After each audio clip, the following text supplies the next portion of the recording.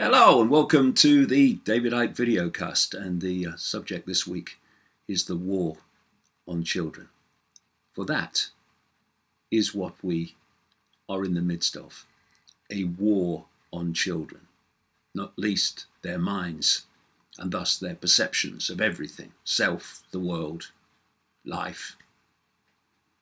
And this war is being fought on front after front after front at so many different levels. And I say in the title of this video that it's happening while parents look the other way. And by that, I don't, of course, mean every parent. Many parents now are beginning to see it and beginning to realize that their children need a lot of help and support to overcome and resist what's actually being done to them. But the great majority of parents are still, yes, looking the other way, while this war rages on children and young people. Looking the other way, often into the screen of a smartphone, giving their kids smartphones, so they're no trouble because they're always on the smartphone as well. Anything to keep them quiet. And yet, if we adults don't get ourselves together and realize what's happening and why, and I'll come to that later, then we are going to lose whole generations of people who will become adults with their minds bewildered, programmed, drugged in the said war on children. And I chose this subject this week when I saw this story. Hospital admissions for teenage girls who self-harm nearly double. And they blame schoolwork and social media for the massive rise in patients since 1997.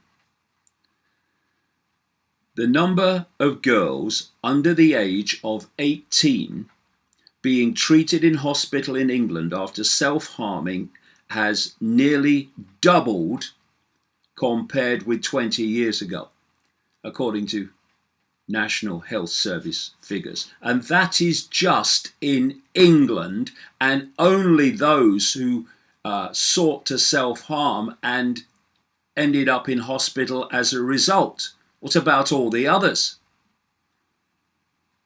What about all the others throughout the whole of the United Kingdom? What about across Europe? And the figures in the United States are absolutely catastrophic. This is a global war on children for reasons I'll come to. The number of girls treated for attempting a substance overdose has risen more than tenfold to 2,736 last year from 249 in 1997, while the number for boys increased also. Charities have warned that the sharp rise among young girls is due to the pressures of schoolwork, and social media. The National Society for the Prevention of Cruelty to Children has said it provided 15,376 counselling sessions on self-harm last year, equivalent to 42 a day. A spokesman or a spokeswoman told The Times, "We know from contacts that many children are being driven to self-harm as a way of dealing with the pressures and demands of modern-day life. Young people are crying out for help."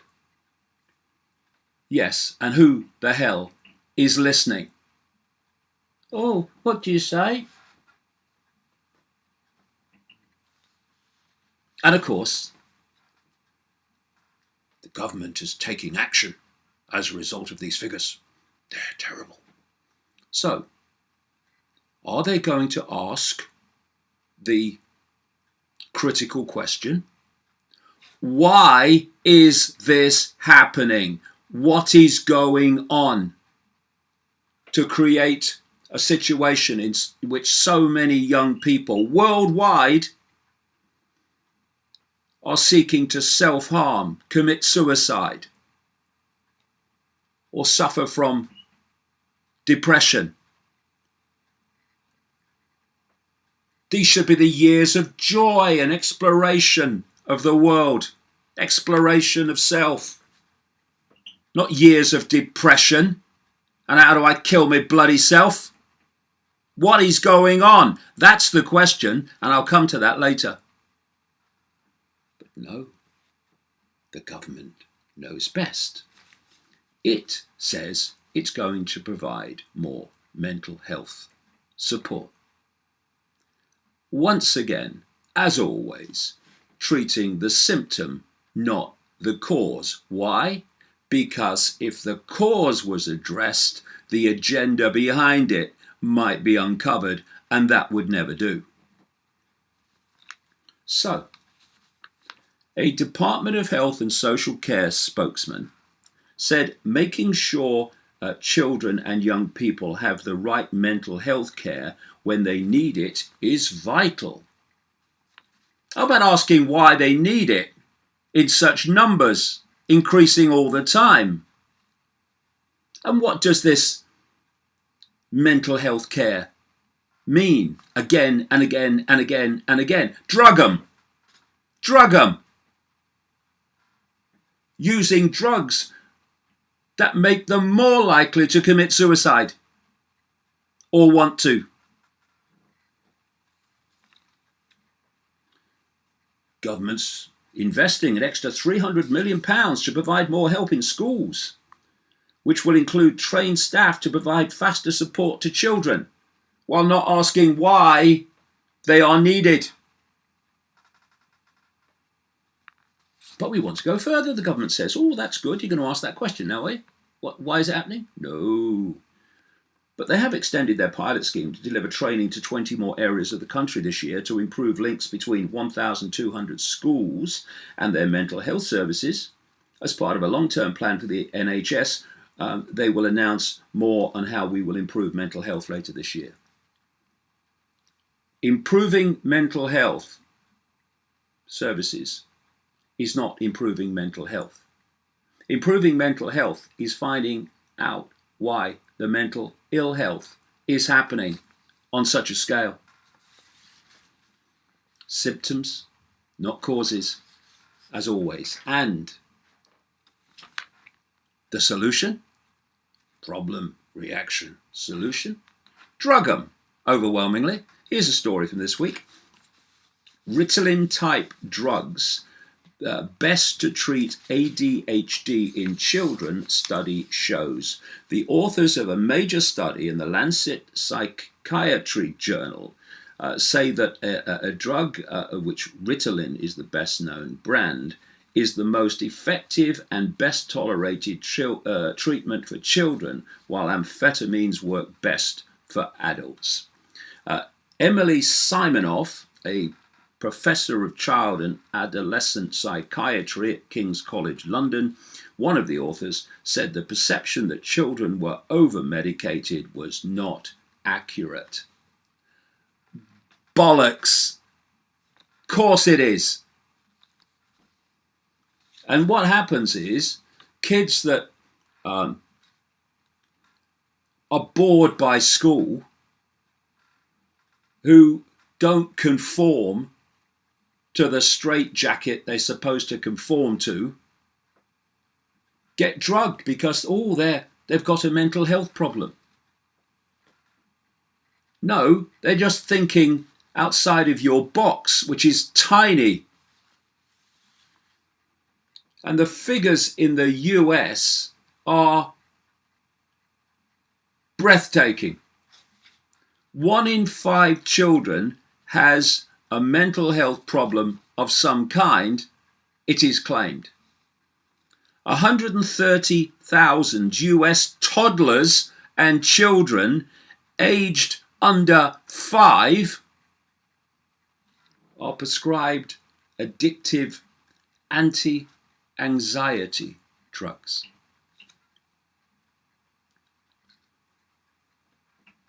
Why are children under 5 on that scale suffering from anxiety? Anyone in authority think that question might be worth asking and answered honestly if we really care about children, instead of just talking bollocks about it? 37% increase in teenager depression, 200% increase in suicide rate in children aged 10 to 14.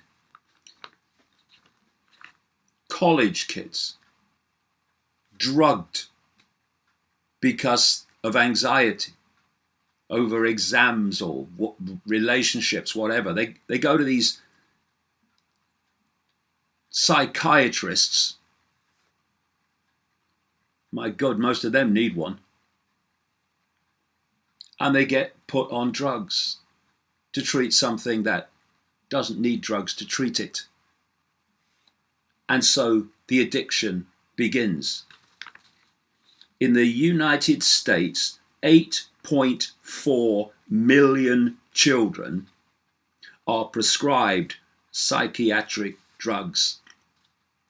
And is it really just a coincidence that over and over and over again, time and time and time again, the kids and teenagers that are involved in school shootings just happen to be on this shit?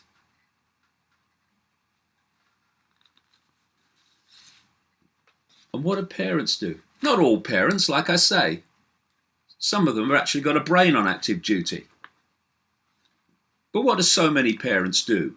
They take them to the doctor because they're not behaving according to script, and they hand out these pills to mess with their minds.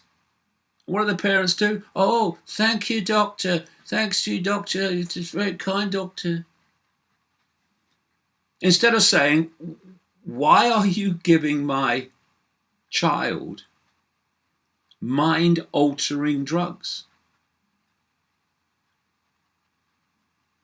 Or even, why am I even bringing my child to the doctor and not exploring other ways of looking at what is perceived to be the problem, which might involve asking the question, why is it happening? You know, you can respond to problems by looking for a solution. We're drowning in solutions. I mean, blimey. And what do the solutions lead to? More problems. Or you can actually have some nous, some basic intelligence, and say the best way to delete a problem is to remove what's causing it. Then the problem must go. It's got no choice. And there's no better example than what I'm talking about here. Why is it happening? Target the cause, not the symptom. Teenage antidepressants doing more harm than good. A leading expert in psychiatric medication has said the growing prescription of antidepressants to teenagers is doing more harm than good. Professor David Healy questioned why they would be given the medication when clinical trial results were so poor. Well, it's good for big pharma profits for a start. Messes with the minds of kids. It's what you want. You want scrambled minds going into the adult world. So much easier to control and manipulate and direct. Professor Healy said, at the same time, In every single one of these trials, it has produced more harms than benefits, in the sense that it has made children become suicidal who wouldn't have become suicidal if they hadn't been put on these drugs. So let's treat the problem by making it worse. We have a situation, he said, where if you are following the evidence, no one should be using these drugs. At the same time, in teenagers, these drugs have become most commonly used drugs. Figures obtained by the BBC showed that the number of children under 18 being prescribed antidepressants doubled between 2009-10 and 2016. And the number of children under 13 being given antidepressants went up also. And the Scottish government said the rise reflected the substantial increase in demand for child and adolescent mental health services in the past decade. Yes, why?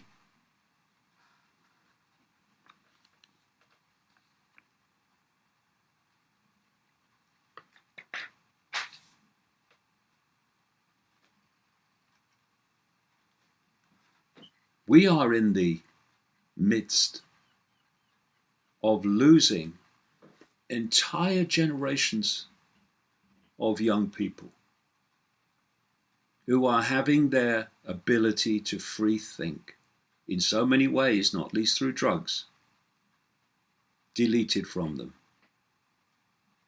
So they go into the adult world as bewildered, programmed,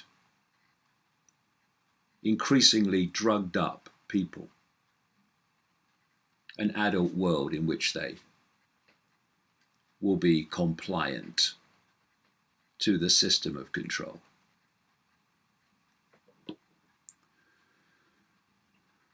Let's look at a life of a child in terms of perceptions. And when you look at it from this perspective, human life is one big perceptual program, and it starts at the earliest age. You're born, and your parents, who've been through the same process you're about to go through, start to influence your perceptions of self and reality. Within, 3-4 years now? 3-4 years after coming into this reality, the state puts you behind a desk every weekday, week after week, month after month, year after year, where an authority figure representing the state's version of everything and all the rules that go with it stands in front of these little kids and tells them the state's version of everything. They then go on to college and university, and it just continues at a older, higher level, with the state's version of everything being daily downloaded to become the perceptions of the young generations. Not all fall for this. Many have insisted on retaining minds of their own and questioning what is often the nonsense and mendaciousness that they are told to believe is real. But the great majority download the program. And to test how much of the program has been absorbed, we have something called exams, where children now, increasingly constantly, are tested on how much of what they've been told to believe they've actually downloaded and remembered. And so we have this enormous pressure put on children to pass exams because exams, testing if the programming has worked or not, has become the arbiter of your entire life from then on. And so we have pushy parents and ignorant parents pressurizing their children to do well in exams. Oh, you gotta do well. Because it kind of reflects well on me if you do well. And so, the early years of a child and young person's life, when they've just come into this reality, blinking into the light, when they should be exploring the world, exploring themselves, exploring their own mind, exploring the wonder of the world, they are sitting at a desk being told what to believe. Or else, they're told when they have to be there, when they can leave, when they can eat, when they can talk, when they can go to the toilet. And what is this doing? You get children to conform to rules from the earliest age, because then they get into a mode of following the rules their entire life. It's a program.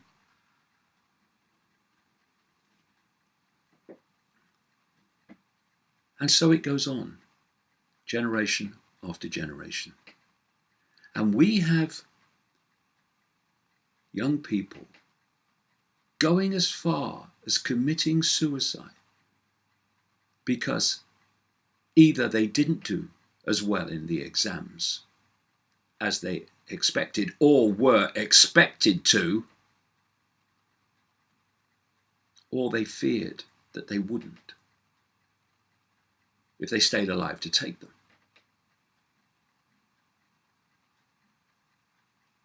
I wonder if it would dawn on many people what that says about the sheer idiocy of our society.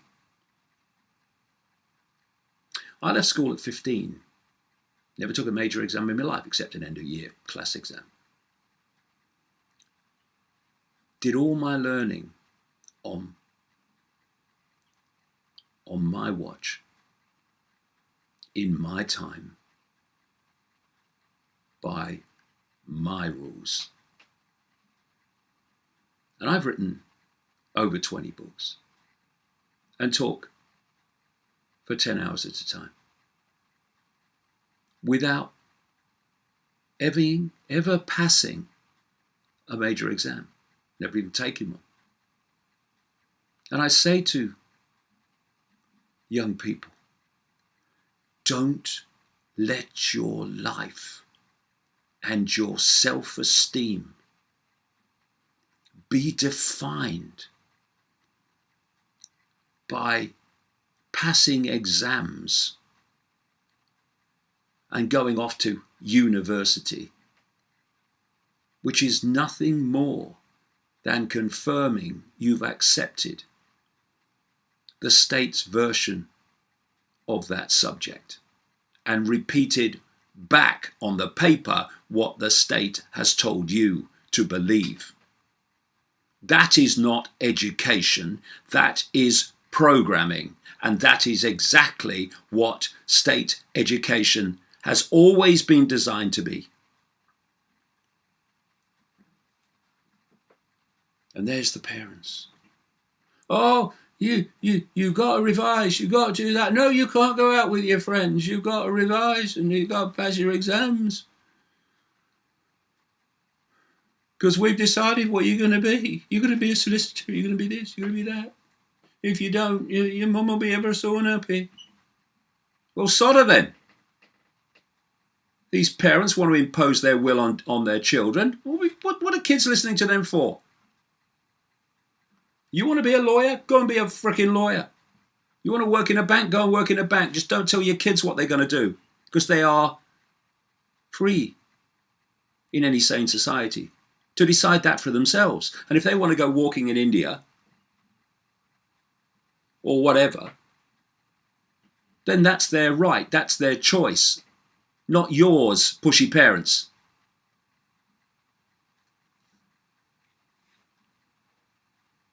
And you know, one of the greatest forms of mind control, familiarity.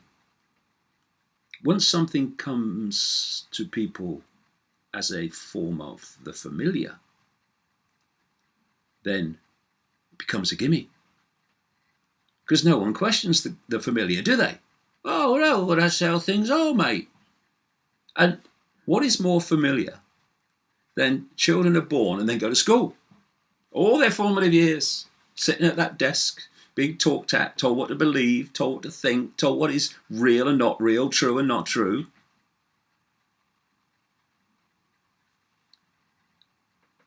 Because it's familiar. Oh, well, no, that's how it is. Well, how about we question why it is, and ask why it is, and ask what the outcome is for the kids. And then there's homework. Do you know, some schools, a tiny few, comparatively, tiny, have actually said, we're not going to give homework. Because we want the kids to go away and have some time for them, time for their own thoughts, their own desires. And you know, some of the biggest critics of that have been parents with kids at those schools. Oh no, they've got to have homework. Might not pass their exams. Homework. What the hell is that all about? You sit there through school days, at least 5 days a week. You have a few hours afterwards before you go to bed, a few hours at the weekend, before you get up and go to school again, and it starts.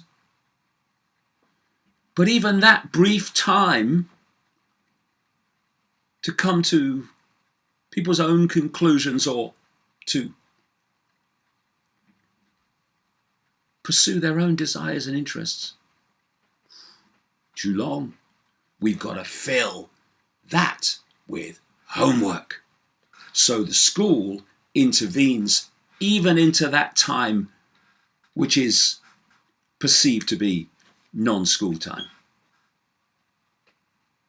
It's an incessant programming of perception, generation after generation. And those people who are then programmed by this state version of normal then go out into the institutions. They become the lawyers, they become the politicians, they become the doctors, the scientists, the journalists, all with this downloaded sense of the normal, much of which is ludicrous. And then in these institutions, they run society according to their version of normal. And anyone who challenges that normal, people like me, they're mad by definition or dangerous, both. Because normal's saying they're not normal. No, I'm not your normal. You know why I'm not your normal? Because I've actually questioned what you believe is normal and found that it's a pack of frickin' lies.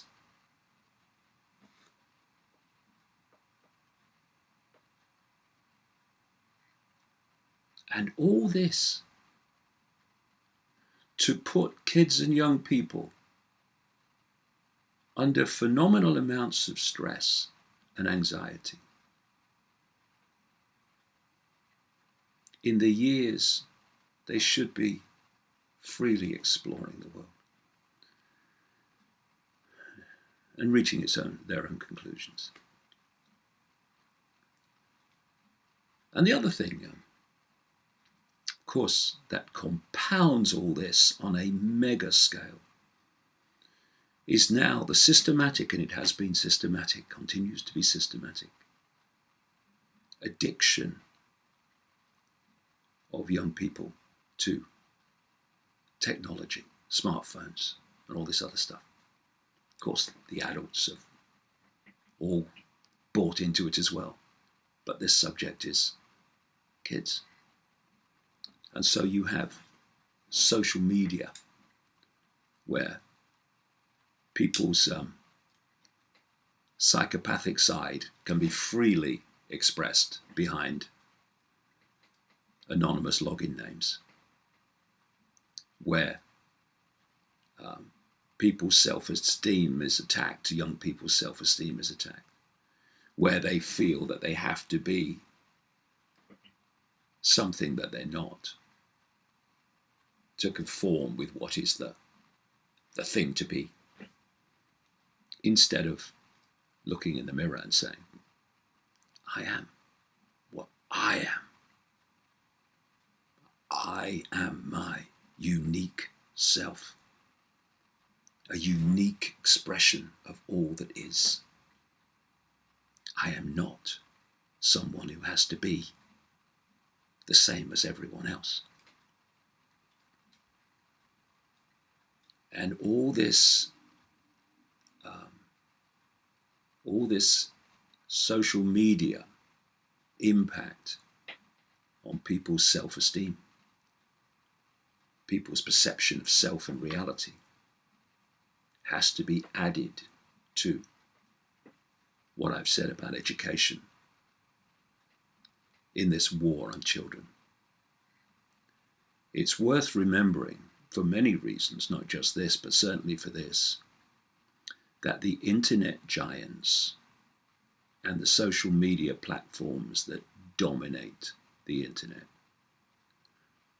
are run by people who are pure, undiluted evil. They do not have the best interests of children at heart. They have the best interests of the agenda and the masters they serve at heart. And that's why social media and the internet, in the way that it's experienced and orchestrated, is having such a devastating effect on the psyche of so many young people. And then we have the effect of video games, the addiction to them, the desensitization from violence, and the impact that has on people's lives, again, as studies have shown, involving anxiety and self-harm and worse. And here's a report this week. Disturbing report finds Americans spend most of their waking hours staring at phones and TVs. And of course, the subject today of children and young people will be massively involved in that. US adults, let alone kids, are spending more than 11 hours a day on average, or 2/3 of their waking time, consuming media in some form. And if you want to, just imagine it, you want to program the target population's perceptions of everything, what would you want? You'd want the system of education we have today, where you take young minds and you tell them what to believe about everything. But then they leave school and university, so how do you keep it going? Well, you produce a media in all its forms, not least internet giants these days, that is constantly pouring out confirmation that the normal that you downloaded to them as young people is indeed the normal. This is what all this censorship's about. You see, if you want to program the perceptions of the population, first of all, start them young, is what I'm talking about. But also, you must stop other forms of information that would challenge what you want the population to believe. You must stop that. Having access to the population. This is what this whole censorship is about that's going on now with Facebook and Google and these other purveyors of evil. YouTube, owned by Google, of course. So what happens is, through people's lives, from the youngest age, increasingly they only see and hear what the system wants them to see and hear. And, you know, I went home, say home, I went to the place where I grew up, a council house, on a council estate in Leicester. Went back a few weeks ago for the film that's being made about my life called Renegade. And I went to the house, and to the left was a little spinney, trees going down between two roads. And next to that was a little green area with a couple of trees. And when I was a kid, day after day, night after school, weekends, that green area was full of children, kids, playing football, playing cricket in the summer. There were kids climbing trees, playing hide and seek among the trees, using their own imagination to make up games within the spinney, the wood. I went back there a few weeks ago. I was there for a few hours. It was a Saturday. No school. You know what hit me as I looked out at that same scene that I saw as a kid? No children. The entire time I was there, no children.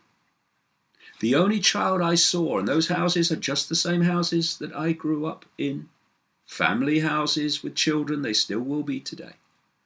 The only child I saw the entire time I was there was one looking around the curtain to see what was going on when we were filming on that green.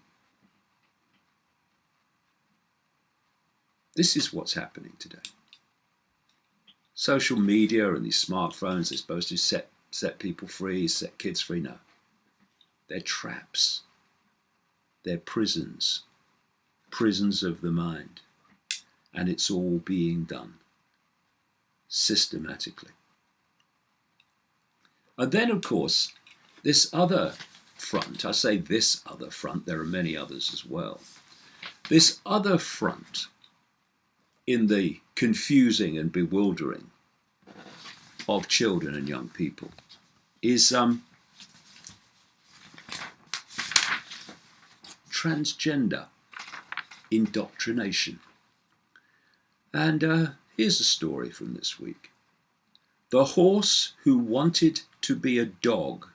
Swedish kids taught about transsexuality. Now, let me start, first of all, by saying if people think they're in the wrong body, then they should deal with that as they see fit, and they should be given as much support as they need in coming to those decisions and taking those actions or whatever they choose to do or not do.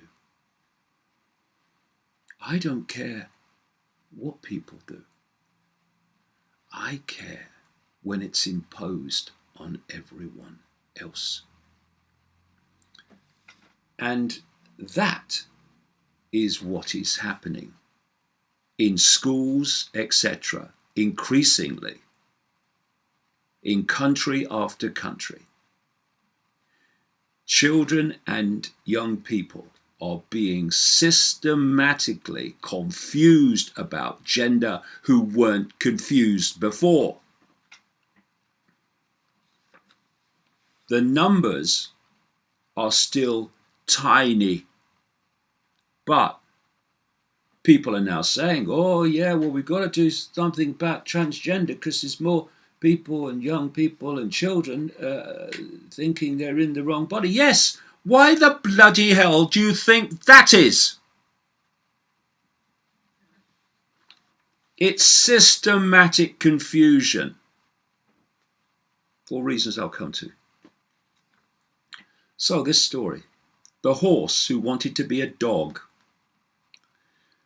Where are we going? Sweden, a country renowned for its stance on gender equality, has launched a brochure on transsexuality aimed at toddlers. Toddlers. Get them early, get them for life.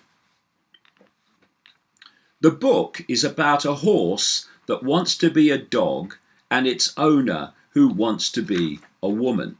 Just what toddlers need to understand the world, right? The new sex education brochure for preschoolers, beam me up, Scotty, it's frickin' mad down here. Called Horse and Master, has been penned by Suzanne Pelger, a PhD of genetics and a teacher of biology and mathematics at Lund University, brackets, God help us. It's a book about the horse and its owner who might actually be a dog and a woman. That ain't gonna confuse toddlers, is it? About a man who may identify himself as a woman and a horse that identifies itself as a dog and would therefore like to do all the doggy stuff like gnawing bones, chasing cats and fetching. The publishing house Icke wrote in its presentation of the brochure. Look at that alone.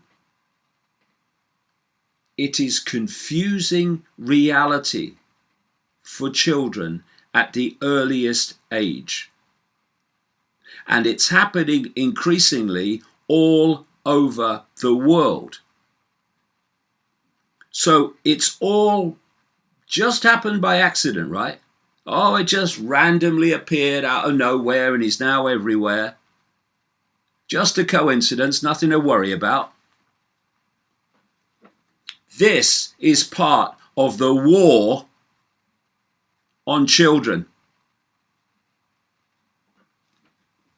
And people, parents, need to stop being intimidated into silence, those that have sussed it, because, oh no, don't want to rock the boat. Well, I bloody do. Want to turn the sodding thing over before we lose entire generations.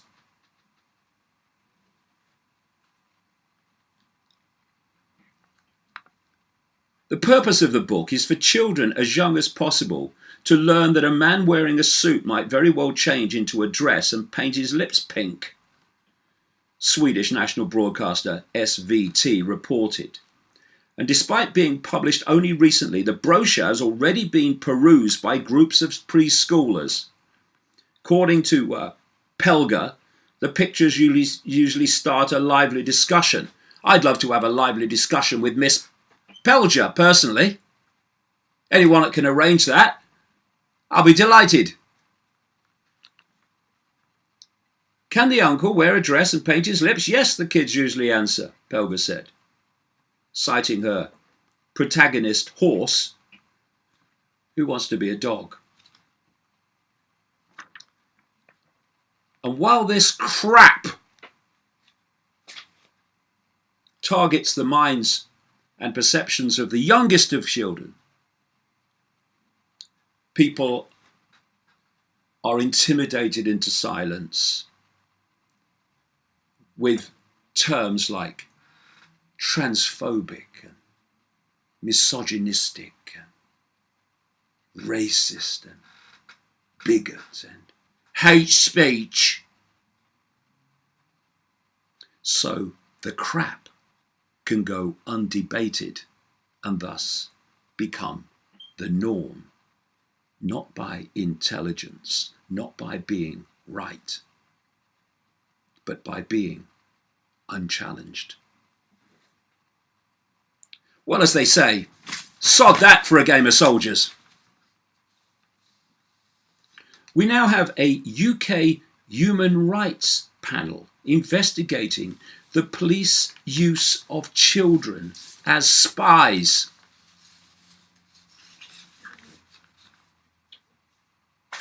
We have child abuse and paedophilia on an industrial scale, while the system supported by the media cover up its famous perpetrators.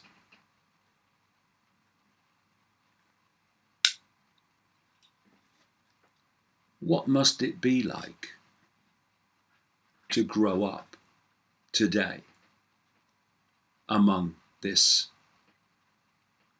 catastrophe? So what's it all about?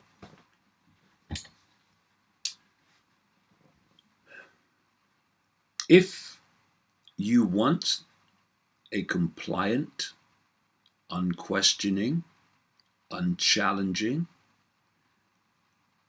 acquiescent adult population,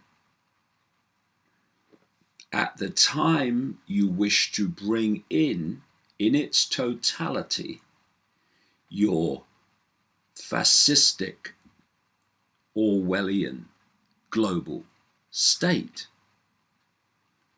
then you target the kids being born that will be the adults at the time you want that to happen.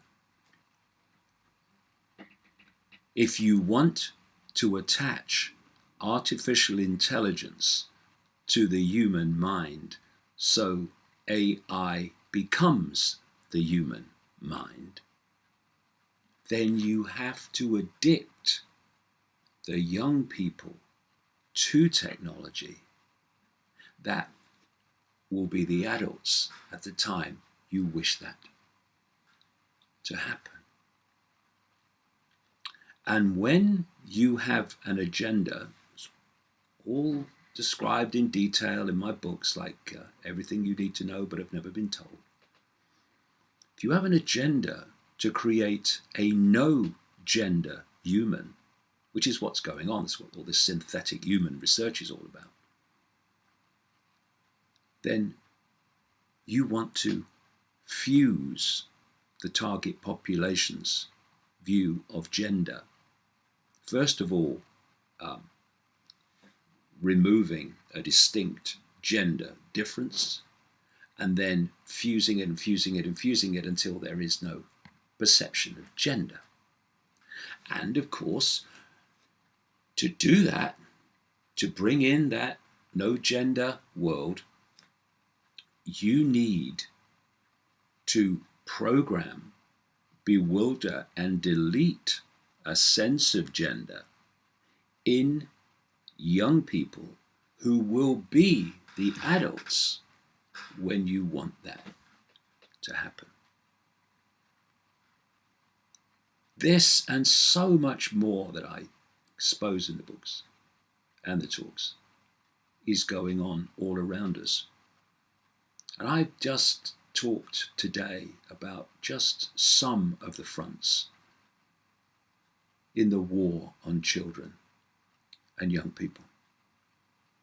And it never ceases to bring joy to me when I see young people who, despite all of this, have retained control of their own minds and their own perceptions and can actually see through it.